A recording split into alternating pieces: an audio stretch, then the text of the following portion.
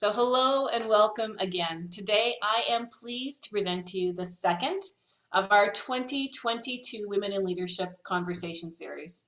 We have an incredible lineup for this series over the next couple of weeks. Today though, we're thrilled to have Tammy Heermann joining us. And of course, we're very excited that you've joined us. For those of you who aren't familiar with LHH, LHH is a global talent solutions provider operating not only in the US and Canada, but in more than 60 countries worldwide. We help companies see the possibilities in their people. As organizations are transforming their cultures and workforces and preparing for the future of work, we're partnering with them in three ways. First, we help to recruit great talent through executive search and professional recruitment. We have specialist consultants in every professional industry, and we can deliver the right talent with the right skill for now and next. Second, we help to develop your leaders for today and the future through assessment, individual and team coaching, leadership development and journeys, and career development support. And the third way we're partnering is to help your people find new opportunities, either within or outside your organizations. Our career transition and mobility services support individuals to reinvent themselves for whatever comes next. By way of introductions for today, I'm the North American head of Learning and Development Solutions at LHH. My name's Margot Hoyt, and I'm so excited to be the host of this conversation series. But a little about our special guest, Tammy Heermann. Let me introduce her. In addition to being an amazing professional, she's also a friend, and so this is a particularly special conversation for me. Tammy's an award-winning leadership expert sought out by some of the world's top companies for her programs that accelerate women's advancement. In 2021, she published Reframe Your Story. I've got a copy here if you can see it. Oh, there we go. Real talk for women who want to let go, do less, and be more together. Or be more together. There we go. Urging women to challenge the current narratives reinforced by society, systems, and those in our own making. This is really such an important part of what we're going to be talking about today. While Tammy has had lots of and continues to have lots of impact in the C-suite, nothing makes her happier than pushing up-and-coming leaders as well to break through organizational and self-imposed barriers to reach their potential. I'm thrilled that she's bringing her insights from more than 20 years in the field and the thousands of women that she has interacted with, and she's going to bring all of that to us today. We're so happy to have you with us, Tammy. Oh, thank you, Margot. I'm so excited to be here with you. I really, I'm not going to do any background or context. We know that advancing women continues to be a challenge. You and I have had this conversation for years. It's been going on more broadly for many, many years. So we're going to chat, just the two of us, about some of your insights, your own personal story, what's brought you to writing this book, and what you're starting to see as being, so important today in today's context for both organizations and for individuals, women who are trying to do it all as we have, but in this very new and unique context that we're living in right now. So we'll have a conversation for about 30 minutes. We're going to open it up to Q&A. So for those of you who are watching, please make sure that you use the Q&A tab at the bottom of your screen to put your questions in. I know you're going to have 1,000 of them. We will get through absolutely as many as possible. And Tammy has been generous enough to offer us a couple copies of her book. So we will be looking through the Q&As, or basically your question and answer contribution will be your ticket to be considered for receiving one of the copies of those books. And we'll make sure that we get those out after today's session. A couple last housekeeping pieces. Yes, this will be recorded. It will be available on YouTube just after the session is complete, and you can find it there. Just Google LHH Conversation Series and Tammy's name, and you will be able to find it. All right, we're ready to go. I'm going to start out with a pretty general question for you, Tammy. What got you into this work about advancing women? That's a great place to start, Margot. Thank you, because honestly, it was by happenstance almost, and what felt like a pet project. At the time, I was leading the leadership development practice, which like you are here, and a project fell on my desk. And there was a woman who bought an organization, the deal, you get a, few hundred women in a ballroom together and you have motivational speakers and it's a wonderful experience. But this woman wanted to not just motivate women, she wanted to impact the numbers. So she needed a strong leadership development partner to do that. That was the project put on my desk. Make it work is what I was told. And of course, it was a completely different business model. We didn't have any content. I had to figure out things. I wasn't, this wasn't on my performance review. I wasn't being evaluated or rewarded against this. And off I went.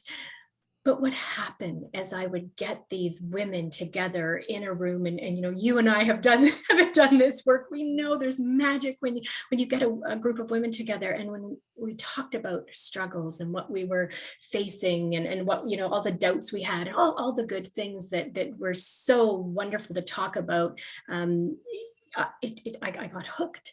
And of course, what happened is that I lived the journey right alongside them. So I too was, seeking promotions. I was, trying to start a family. I was experiencing infertility. I had, one toddler clinging to my leg, asking me why I had to go to work. Wasn't asking my husband why he had to go to work, but me, juggling all of this, being told that I didn't have enough presence or that I didn't speak out enough. All these things that the women were talking about in the workshops, I was experiencing myself too. So I lived the journey alongside with them, and it just became a passion. Well, it's interesting because there are so many similar threads, right? As you say, you were living this alongside the women. I also want to talk to you just quickly because as I'm reading this book and we're talking to clients and organizations about other underrepresented communities in their organizations, you can't help but see that there's got to be some parallels here. Are you also seeing that? Absolutely. So, in the broad diversity and inclusion and belonging space, of course, there are challenges, by the different segments, but there is a lot of commonalities too. And when anyone feels that they are other, when they feel that they have to, work harder or prove something more, then there is a lot of common work we can do, certainly around culture, around policies, but also around the work, for the individuals. So right now, I'm actually working on a project which is with women and minority men. And these are high potentials, vying for that next level. And this is the group. And it didn't used to be that. It was only for women in the past. But now they broaden it to women and minority men, recognizing exactly what you're saying, that these are common challenges for anyone who feels kind of other. Yeah. And I love the fact that, and we'll make it back to this, just bringing those communities of people together and the power in doing that, right? The power of people who feel like they're other, being able to find a community, a support group, a place to really work together through some common challenges. I love that. Your book centered around stories, the importance of them, how they're different for men and for women, which is fascinating because we like to think about ourselves as, in some ways, as being very much the same, but there are very different stories that we tell ourselves in different backgrounds. The impact of examining and reframed stories. Tell me, how have the stories you hear about women and their challenges changed through the pandemic? What are you hearing now that's different? Yeah. So, and then I do want to come back to the point around stories for men and women that are same and different. But I'll answer your question first. Is so in some sense, so much is the same, even though the context has changed dramatically. So of course, and I suspect we have a lot of HR and talent people on the call here. I mean, I don't have to tell you what you're living through in terms of trying to figure out what's happening in the workplace, talent wars, mental health crisis, all of this stuff.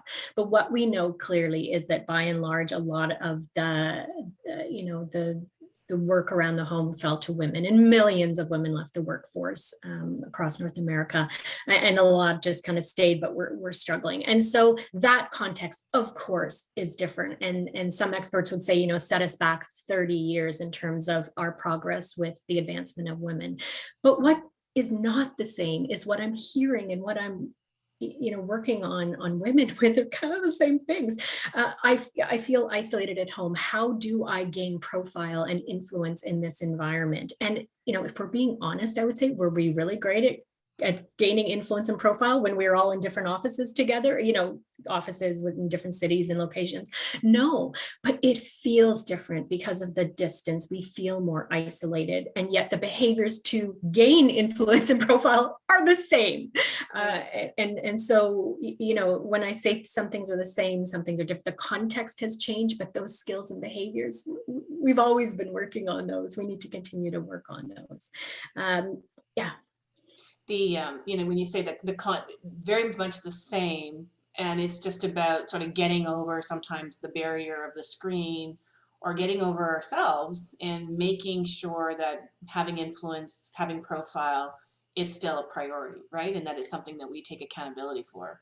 Absolutely. And so, we still talk about, okay, who are your key stakeholders that you need, for your projects and your work, but also your career. And again, for those who are looking to advance, who are those that are in your corner to help sponsor you? So none of that has changed. It's just, how do we find, I think a lot of it is we're so compressed for time. And that's the other thing, that women are struggling with even more so now. In the past is, how do I get out of the weeds? Because there's weeds at work and there's weeds at home. And at work, women, believe in really performance is their key strength versus relationships, that we get volunteered for more things, that, the expectations are there that we will pitch in and pick up things. And so this notion of kind of getting out of the weeds and being more strategic and saying no, again, has always been a challenge. But then you compound that with everything at home that we've been juggling in the last little while, and some women, just feel like they're drowning. So that's been an interesting thing to kind of help people work through as well. In the chat, I just want you to know that there are people from all over saying hello, all over North America. We've seen, I probably missed some that were international as well, so I'll get back to those. But you said something that you wanted to go back to, and around the stories that are different for men and women. What is it that you wanted to touch on there? Yeah, absolutely. So what I've really come to appreciate is, so we all tell ourselves stories. Everyone does. Now, the difference in all the gender research would bear that, of course, through thousands of years of patriarchy, women more so than men tell themselves stories around, I can't self-advocate because it's bragging or it's boasting. And, I have to pick up the slack or whatever to be a good team player. So there's behaviors that I think society and culture's modesty, have ingrained in us. That being said, it doesn't mean that men don't feel those things. We've just been socialized differently. The normed responses to those things are different. So let me give you an example. Imposter syndrome, it's made a revival. It's absolutely, the term has made a revival.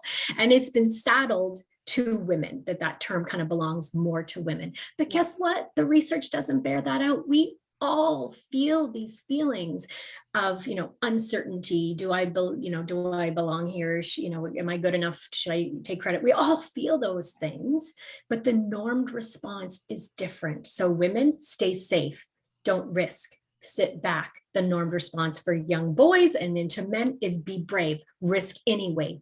Feel the fear, do it anyway. So thankfully, we're starting to talk about, we need these, we need to work on these differences early on. But it doesn't mean that men don't feel these things too. And that's what I've been hearing a lot as more men are joining this conversation, which is great, right? Yeah. That is great. Yeah, well, and it just means that some of the things we can do can help broader communities that may have been underrepresented, right? So not only the bold, brash, extroverted risk takers, but moving into some other, giving other people that lift that we're so looking for. Yeah, and I see Catherine Pitt said 70% of people suffer from imposter syndrome. I've seen studies that even show that higher. And, those who are high achieving, those type A's, almost 85% of those people with those traits can suffer imposter syndrome. So yeah, it's great. It's like, okay, let's normalize it then. If we all can feel this way, then let's just normalize it. So there must be ways, and let's just dive into this for a second. Like if we talk about imposter syndrome, then how do 85% of high achieving people kind of work their way through this imposter syndrome and maintain, the success that they have or go beyond? Yeah.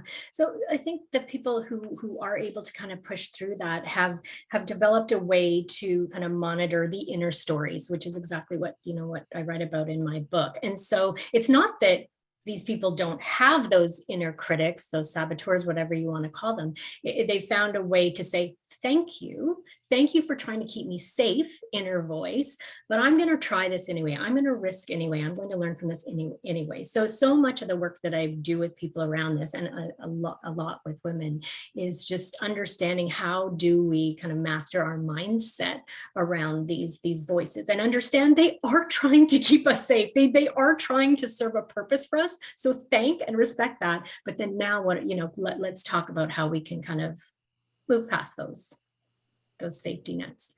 I have a hard time saying thank you when those moments come, but I will embrace that. I definitely will. You mentioned earlier there are a lot of people who are listening today and who are listening to you who are in HR, talent development, learning and development types of roles. What are you seeing as important for organizations to be paying attention to? We want to advance women. We may want to advance other communities as well, but specifically around advancing women, what do we need to be paying attention to when we're having our organizational hat on? Yeah. So I think there's things in terms of, and we talked a little bit about how to support individuals through groups or development or whatnot. But then let's talk a little bit about culture, and then we can, if you want, we can talk kind of about some of the policies too. But what I'm seeing in terms of culture is where we really need to evolve is kind of three shifts. One is from that notion of ideal worker to ideal outcomes. So, we like to think that we've evolved past the 1950s culture of the ideal worker, where the man did anything and gave anything to his job because he knew things were taken care of on the home front. And I always get images of like Corningware casseroles and martinis on demand and whatever, but we haven't moved very far past that. We haven't. The pandemic kind of showed that, right? That the societal expectations are that a woman is kind of better off doing that work. But the interesting thing is we never talk about in our management training. I haven't seen it yet to date, or leadership training. How do we think about performance? How do we measure outcomes? Like how do we think about initiative? How, we just take these words for granted, but we don't think about how are we interpreting them. And so that's kind of the second shift is moving from kind of this equal face time to equal profile. And so if you ask, a leader, a people manager, how do you know if someone is driven? How do you know if they have initiative, that they really want it? Well, it's usually things like they're knocking on my door all the time. They're telling me all the great things about them. They're putting up their hands for projects and promotions. Right. But does that mean that because they're in your face, the FaceTime piece, that they're necessarily the best? No, it doesn't. And so I think these are the kinds of things we need to tackle in our culture, is just get past the words and talk about how we're interpreting them. That's really critical. And then I'd say the third shift specifically for women is kind of moving from this notion of grunt work and productivity to strategic projects. We have to help women with this, because we're volunteered more, we'll put our hands up more, we'll pay more attention to how things get done versus what gets done. And the new, of course, grunt work project is the area of diversity, inclusion, and belonging. And the last McKinsey Lean In report, noted that nearly 70% of organizations said that, this is critical, but less than a quarter of them actually measured their people on it, made it a strategic performance project where they were evaluated. It was just a nice to do. And so then that's important work that gets kind of rewarded as grunt work, if you know what I mean. Right. So those are kind of some of the critical culture shifts that I think we need to look at. And those are things like, I get, then there's been a big call for let's start measuring output, not effort, right? And that takes some really concerted effort. It's harder. And if anything, the pandemic has shown us that things that we weren't really good at beforehand, this is where we need to spend some time. Output is really important. Yeah. And when you look at profile, where you can look at things like what are the skills and behaviors that you need to do, dissect that, assess for those, be more critical rather than just kind of what's flashed at you, right? In In terms of doing that.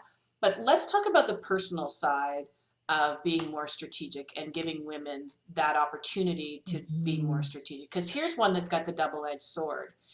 We've got women offering to do some of the things that aren't as strategic, and we need things to be done that aren't as strategic. How do we avoid getting into that trap? Well, I think part of it is, are the same people always either, volunteering for those quote unquote unstrategic things or being asked to do those things is one. Like, how do we just be mindful on our teams? Who's getting the plum assignments and why? How are we stretching people and why? The other piece of it is, how can we make seemingly mundane things seem more strategic? So I remember when I was working with a team member of mine, and I was personally working on the skill of delegation because I wasn't great at that. And I handed, this project tracking list to someone on my team. And rather than just thinking about it as, okay, you track the projects now, you're closer to it, I turned it into a strategic exercise to build their capability. So when we met, I said, I want you to come back to me with some analysis. Which projects are most profitable and why? Which would we drop if we could wave a magic wand? Where are our bottlenecks in the processes? So I was building that capability in them. So I think if we have a lens to always teaching people about business outcomes or whatever type of organization you're in, right? Those strategic goals and projects and the critical thinking skills. I think oftentimes we can use those as opportunities to build those skill sets. That's brilliant. That's brilliant. You still need to get the basic data collected, if you will, but what are the insights? Help us with the strategic questions and the strategic output from that. Yeah, I love that. Okay, so if that's what organizations need to do, you were mentioning policy changes and shifts as well. Yeah. Tell me more about that. Yeah, so here's what I'm worried about. So the first one I'll start with is flexibility. So for a while now, that was seen as like the panacea for not only just working families, but for everyone who wanted to, have some semblance of a life outside of their professional work. But what's happened are a couple of things, certainly before, but especially during the pandemic. And one is flexibility was kind of seen as an accommodation. So those who took advantage of these flex policies, might be seen as less driven, having less initiative. They weren't as committed to their career. And I would hear people say, oh yeah, we've got it, but I don't dare take advantage of that. So that's one thing I think we have to watch out for is if people are leveraging these, what's the stigma that it then becomes associated with them? Because if this has taught us anything, we need people to be at their best to have healthy, full lives. But the second thing that's happened is this, hybrid or work from home, this whole world is organizations haven't done a great job of setting those boundaries. And a lot of studies have shown that people feel like they are continually on, because if a boss is sending an email late at night or makes a request and doesn't say don't worry about it until next week, that people are just adding it to their urgent and important list. And so we have to be really good at kind of carving out what flexibility means, because it can have the opposite effect that we want it to. Right. And that flexibility, I think we are seeing a difference between the importance of flexibility for women and men when we talk about the future of work and how and where we're going to work, right? Yeah, no, absolutely. Absolutely. Another thing I'm worried about is I'm watching, and I'm sure, you are, and everyone here on the call too, is so pay equity. So we were, making some good progress, good stories in the news around that. And then of course, what's happening? Oh my gosh, great resignation, great reevaluation, all of this. And when there's hot opportunities in the marketplace, again, research will show that women will be offered less in terms of salary, and they will not negotiate as much as they can. And I've seen this in practice, and I was shocked to find out. I actually did a post on this on the various equal pay days, of course, as it's broken down by intersectionality, as someone, Diana here, is pointing out. So thank you, Diana. Is the US is the 5th highest in gender pay gap, and Canada is the 8th highest. I mean, for the Western world, like I was just shocked to know that. I was shocked to know that. And then I recalled the stories I hear that that there's an intern in the tech sector that's asking for 100,000 and unlimited vacation. Why? Because he can, because he'll get it. And that, a woman that I'm mentoring has been denied repeatedly, again, in technology, raises and a change in level, but being pressured to hire a man who not only would then make more than her, but also more experienced than her. So it's like, what, how, so these things are still happening. And I just fear that it's potentially gotten worse. So here's an opportunity for both organizations to be really objective and to be thinking very carefully, not to be taking advantage, even subconsciously, of those positions that may be filled more often by women or by women, and for women to speak up, right? And to ask for what they know is equitable and fair, and that know what their value is in heading into those conversations. Well, and it's happening. So, I had a little cheer when, I don't know who we have on the call here, but in the news, Google just, they just settled $118 million class action suit, against 15,500 women who were, claiming that they were paid lower, and they won that. So I think we're slowly, and it's always the big companies that'll make the kind of set the way. But yeah, it's happening. I think we're starting to get more brazen with pushing back. I like that. Me too. Okay, we're going to open it up to the Q&A. So make sure that you're putting your questions using the Q&A tab, because that's where I'm going to be going to look for them.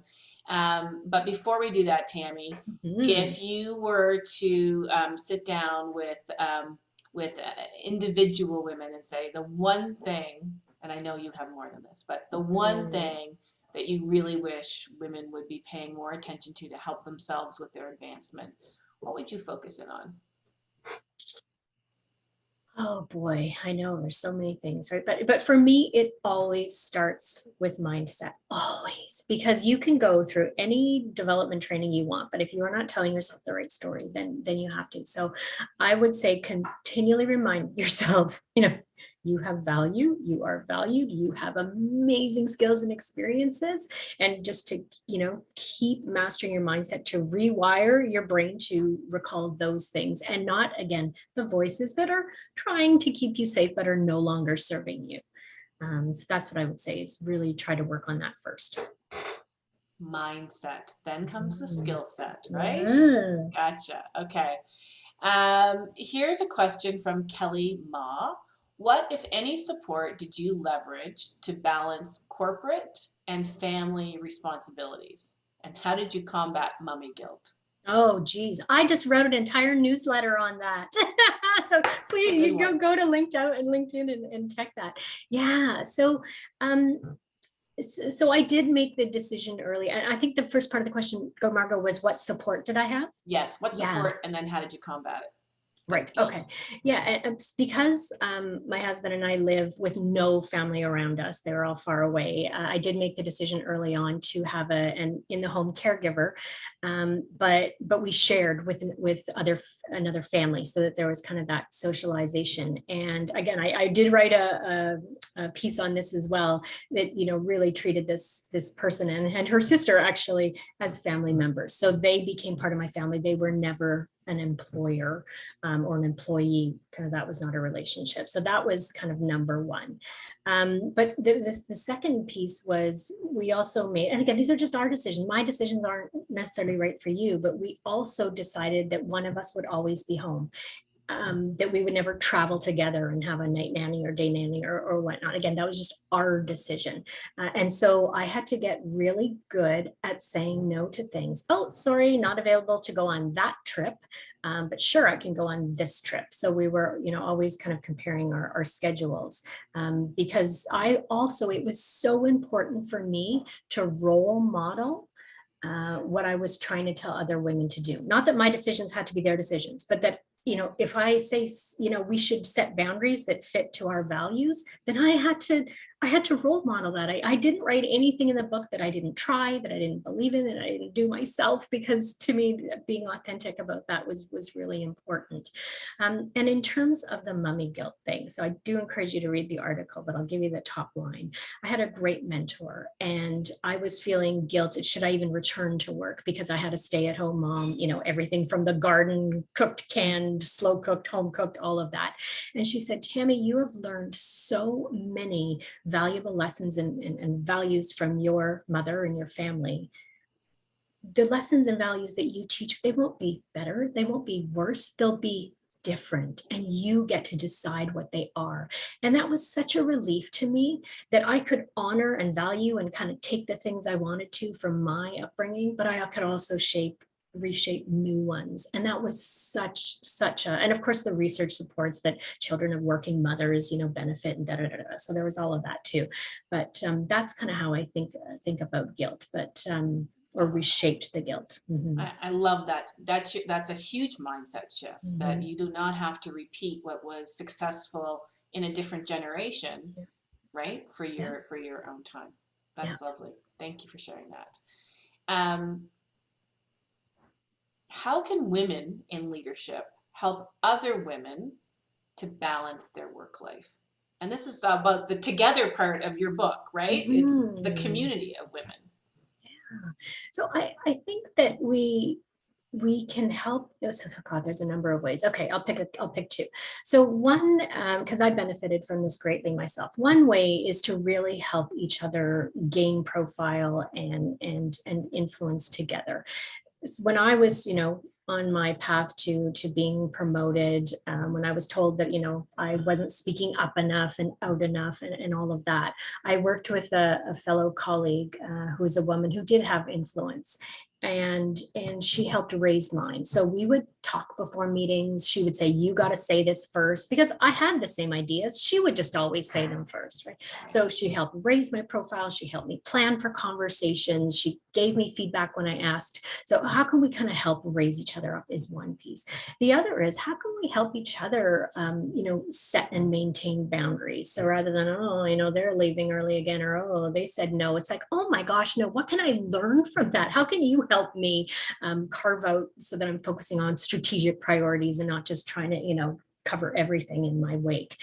So I think together we really need to help support. And I don't know, Margaret, what do you think? Like, I don't hear as much anymore that whole world of, women pushing other women down. I'm sure it's still out there, but I don't hear it as much. What are you experiencing? No, don't hear it as much either. I think there is more of a there are more opportunities, so the elbows don't have to be as sharp to get the one seat that was reserved for a woman at the table, for instance, right?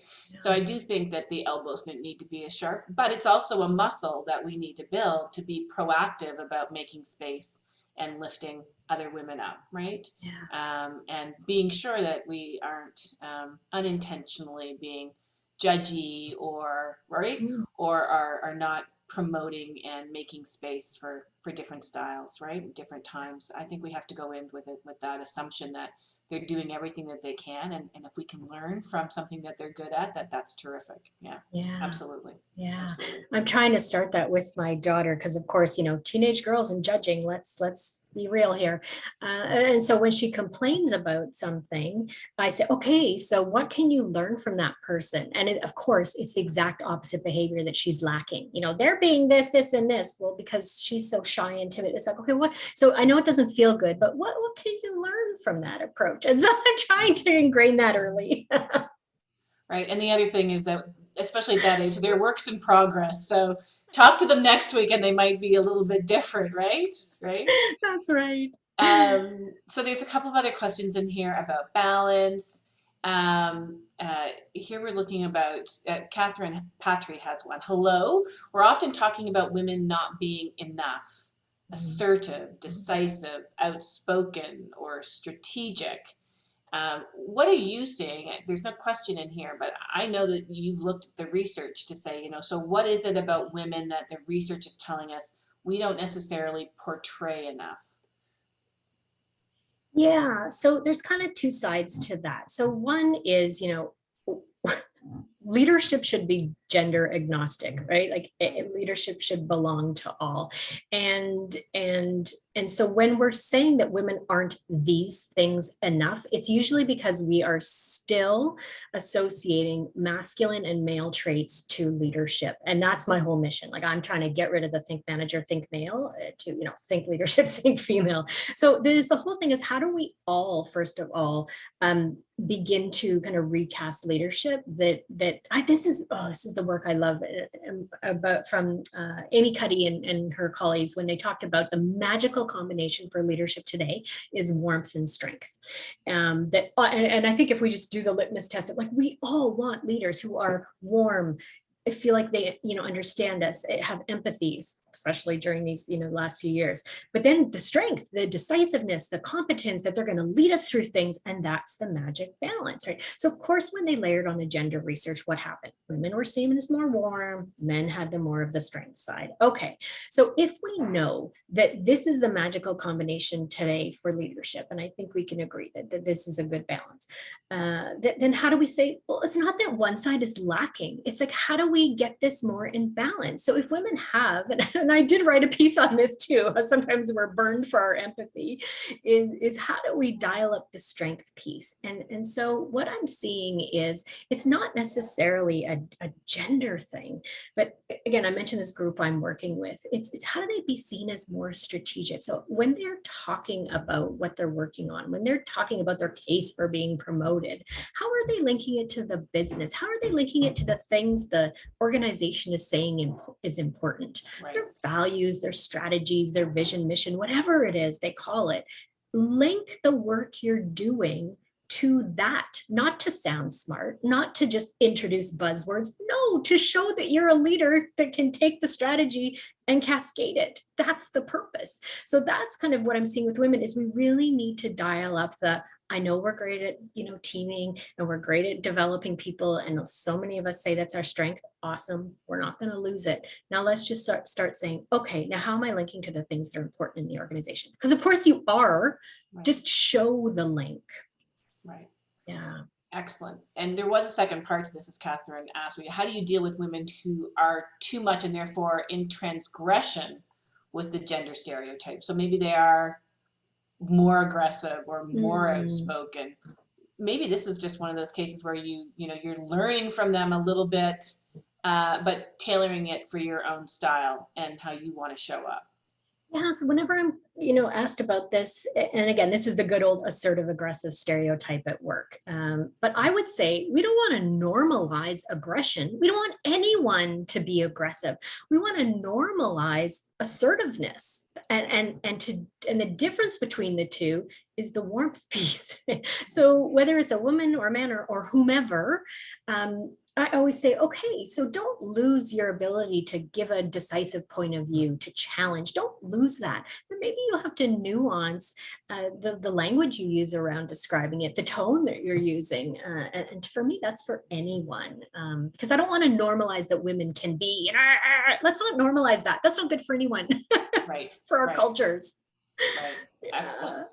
There is a question here from Erin. Any ideas for helping to build courage among women in your workforce? It was a highly requested topic by their employee resource group.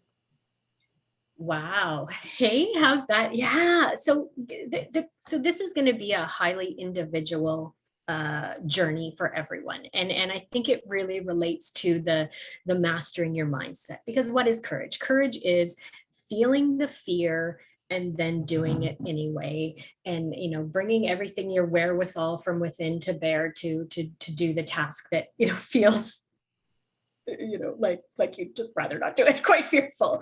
And so I think it's how do we understand individual risk and risk tolerance? I would work through activities around, where have you felt, safe taking risks? Where have you not? Where do you feel confident? And how do you, borrow that confidence into other areas where you don't? And then, how do you make yourself have small risks that feel okay? I had a woman in a workshop, and I think we're all familiar with the gratitude journaling, right? Which is a fantastic practice. She does wins journaling every day. I love this. Every day before bed, she writes a win, and it can be the tiniest thing, like, I spoke up in the meeting today. Woo! You know, I finished that 1 hour earlier. Woo! So it can be small and it can be big. But what I love about it being small is because it shows the small things. So can you imagine if you had, a courage journal every day? It's like, what is one thing I did courageous today? And it could be talking to someone in the line at the grocery store. Like, it doesn't always have to be work examples. It's how am I pushing myself to have the fear and do it anyway.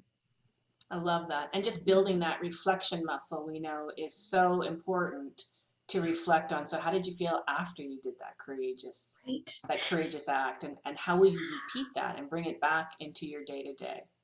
And why that's so important to actually write it down is because it helps to rewire your neural pathways. So instead of the automatic story, don't do it, you're rewiring the, okay, that's okay. I did this. I wanted that. Felt okay doing that. And so it rewires our brain, which is what we want to have happen. Which is what we really want. Mhm. Excellent. I love that question. Thank you, Erin Harris, for that. Oh, someone else started doing the win journal. This is a thing. Maybe we should make a book. This is great. Started here, everybody. The idea for the next one. I love it. How do you balance, this is from Tanisha, how do you balance what feels like inadequacy, but is really being overwhelmed with work and, overwork, lots of work, volume of work? And there's a second part to it, also not feeling like a failure when you're admitting you just don't have the bandwidth for an assignment. Yeah, so thank you. I think you've already done the first step, and it's when you distinguished between feeling inadequate versus overwhelm, and understanding that, like, it's not even humanly possible to do everything. Like, it's just not. And so, that's kind of the first news story to tell yourself. So I'm measuring myself against a scorecard of like 26,000 things. Like, that's not even on the scorecard. The scorecard doesn't go that big. So, so that's the first step. But if we just get, super tactical, I would say there's a limited number of things that you can do to, let's use a scale of 1 to 10, that you can give a 10 to. Not everything. So start with your kind of, here's my to don't list. I'm just gonna not even do these things. It's not even gonna make it on this scorecard anymore because it's just not humanly possible. Okay, then what are the things I'm going to give a 10 to? What are the things that it's okay, or if it's a 6 or a 7? So this has nothing to do with you being inadequate. This is about you reshaping your own, expectations and scorecard, because it's just not possible. Because I suspect, Stephen, in asking that question, you're feeling the effects of burnout and that's, and stress. And when we get to that place, then it's so hard to see things objectively. So I think kind of stepping back and realizing it's not you that needs to change. It's the kind of the expectations you're placing on yourself, or others are placing on you too. Yeah. And that kind of gives you that confidence or that courage to say no. So the second part was, if I feel like a failure when I admit that I don't have bandwidth, right? You've just got to understand there's that portfolio. And if you say no, if you say yes to something that you can't do well, you're going to disappoint somebody, right? Yeah. Absolutely. Thank you for that. There's more about the mom guilt. There's definitely mom guilt still out there. And you do have to take care of yourself. There's an anonymous attendee that shared that. Here's one. As an anxious introvert, I really find it difficult to speak up in meetings, networking, put myself out of my comfort zone. Yeah. I like to think my work speaks for itself. How many times have you heard that, Tammy? Yes. But is there anything you can recommend for us nervous types to overcome these issues, especially as we tend to be overlooked when opportunities come around? Yeah, absolutely. So thank you for sharing that. And so I too was told in meetings that I took up a chair, but it was like I wasn't even there.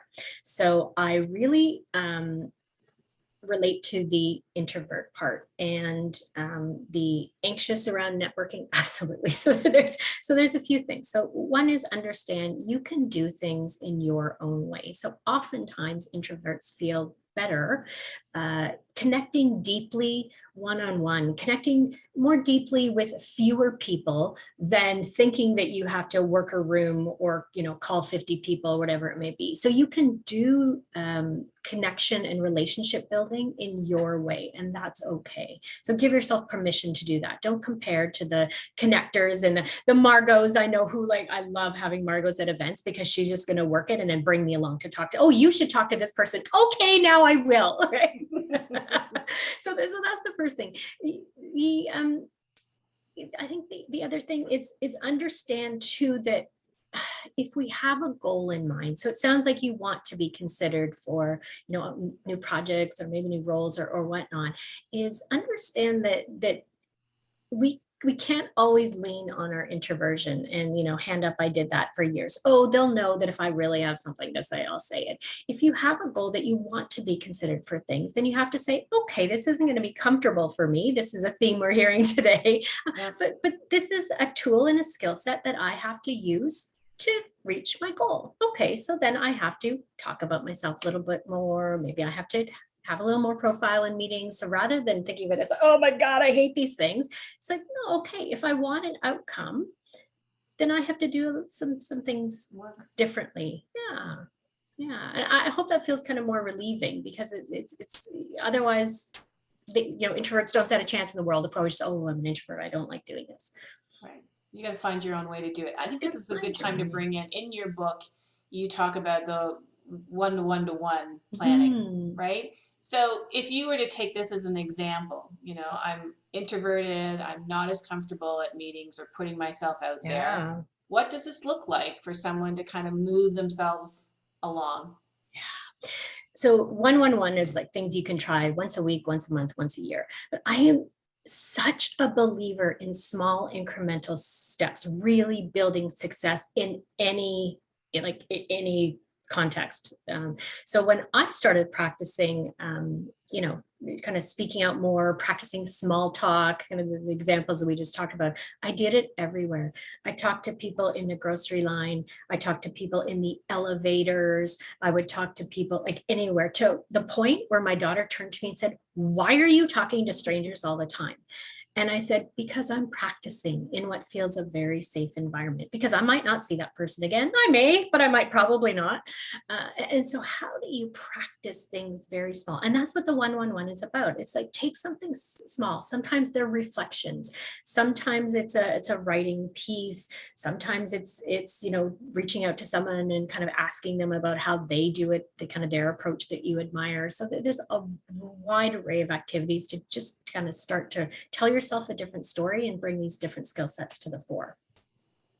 Excellent. One step at a time. You don't have to eat the elephant all at once. Just, one step at a time. Here's an interesting one about, Christy mentioned this, as we are heading into a new phase of the pandemic. Organizations are shifting back to the old back in the office mindset. And it feels like we're straddling this a bit, right? Some of the old habits are coming back, and they made sense for a reason, so they will come back. And especially for this person where the decision makers are predominantly male, older generation way of thinking. How can women tackle this perfect worker, Monday to Friday, 8 to 4 versus perfect outcome, flexible work-life balance with equal, if not better, performance? It's really about redefining, isn't it? Redefining what next is going to look like, but still within some of the same, working with some of the same mind frames and mindsets that we've had in the past. It is. And so there's a few things. I think one is we have to start having more, courageous conversations, just normalizing all of this stuff. So, for example, a woman recently told me in a workshop that she was in a meeting and she was the only woman, and they were talking about challenges with the project. And when she expressed the exact same things as everyone else, she was told after the meeting to not be so emotional. And my interactions with her, I did not get, like, she was a very even-keeled person in the 3 times that I was with her in workshops. And so I said, well, what did you do with that? And she said, well, I went and asked him, again, calmly, but my point is that she said, hey, I'm really curious, that comment. How did you see it differently from, from everyone else expressing the same comments, and just starting to kind of tackle these conversations. So that's one thing. I think we have to kind of start normalizing this. The other thing is, so this was in the old guard, and we have to be getting better at profiling our work. And so what I mean by that is, myself, and I remember another colleague, we used to stand up at 4 o'clock and say, okay, gotta go now. We wouldn't slink out the door. But we, got to get home to whatever we had to do. But then we made sure that people understood the outcomes we were working on. So oftentimes we think we can't create our own schedules, or we can't, set these boundaries. Most of the time it's fine, but people have to know kind of what your wins are, your accomplishments, your successes. So I think if we dial up the self-advocacy piece, that the fears around how much and where we're working will go away. So self-advocacy, Tammy, I know you've spoken about that a lot, and women are not generally very good, according to the research and our own anecdotal observations, I'm sure, about speaking about what I've done, what I've accomplished. So I'm going to cycle back. The beginning, we talked about the importance of measuring outcomes, not just being there. So it's important to be able to speak to your outcomes, right? Yeah. And if it's also not natural for us to speak about what I've done versus what my team or in conjunction with others has been done, we got to work on this. Yeah. What is your advice for us, Tammy? So it's a big one, and there is a whole chapter on this in the book. But there's 2 things I would say. Is people always think I and we are binary, and it's like, no, you can actually use them together. They're not mutually exclusive. You can use I and we and be all the better for it. It's just like the good old interviewing when people get nailed for no, but what did you do in that? Right? Mm-hmm. So that's the thing. We can talk about what we have done, and then what my part, is in that. People need to know that. The other thing around self-advocacy is this notion that we think we're bragging and boasting. And again, for women, we were raised as young girls to be modest, to make sure everyone gets along, that, not one person is better than the other person. And so that's how it shows up now later in life. I love for people to think about reframing it as, I'm sharing information. I'm not bragging and boasting. I'm sharing information. Someone said, I'm giving a strategic update to the people who can help, who make resourcing decisions, who make decisions about hiring and jobs, and who gets to go to that meeting, and who gets to go get into that project. Those people need to know information to make those decisions. You have a lot of that information. So think about it as providing information, not about bragging or boasting. Right. And I think it's something that we need to practice, just like you were practicing in the shopping mall or the lineup at the, right? To say hello, we need to practice getting really comfortable sharing our accomplishments, the roles that we're playing, and how we've brought others along. Absolutely, because we can't do it all ourselves. Yeah. That's another one to put in the 111 and find a way to really practice that skill. Absolutely. Okay, we have time for just a couple more. One of I think it came in the chat, and I just saw it briefly as it went by, so I apologize if I don't get it exactly right, but I think it's an important topic, which is, if for the men who are on this call, or for the men that you talk to, what do you see as their role? Because we can't do this as women or as this particular community on our own. So talk to me about what's the broader responsibility of men in the organization to advance women. Yeah, so I'll talk about something kind of more short-term and tactical, and then one thing is kind of a bit more, maybe longer.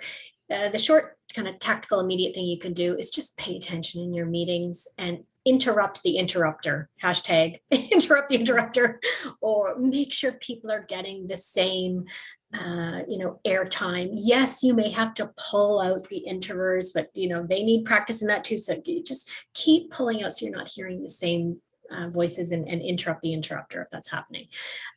Those are tactical things you can do right away. In terms of as you're developing your teams and kind of coaching or providing feedback, there is so much disheartening data about the differences, and not just by men giving to women. This could be women giving to women as well, or anyone giving to anyone. Is the difference in the types of feedback and coaching that we get. The men is kind of more business focused, more specific, really reinforcing the stereotypes of be more bold with your vision, just take up more space. And for women, there's less. It tends to be on style and communication, not business outcomes. It seems to be more, well, just be more confident, which of course the difference is it's not internal to you. It's not an innate thing. So you have to kind of somehow manufacture it, versus the men, it was just display more confidence because you already had it. So there's so much bias and difference in terms of how we're developing our people. And again, we just don't even know it. And so start to really watch for that. And I had a wonderful example of a senior executive at a big pharma company. And he said that he realized he was getting all these invitations for talent review meetings with people two below him. So these are those one-up meetings. And when he kind of stopped and went, oh, they're only coming from the young men on my team. He just kind of stopped and just was present with that for a while over the months and went, why are none of the women doing this? And so he institutionalized it. He said, I want to know all my team members. He said to his assistant, set up meetings with all of them, not just the ones who are pounding on my door asking for them. So I think we just have to have a bit more presence of kind of how are we paying attention to people. Yeah, it's that intentionality, right? Yeah.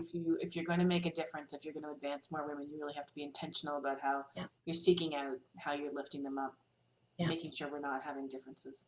Yeah. Very powerful, very powerful. In the remaining couple of minutes, there's some great, we're not going back. So many questions. There's so many questions here, some great rally cries. I love it.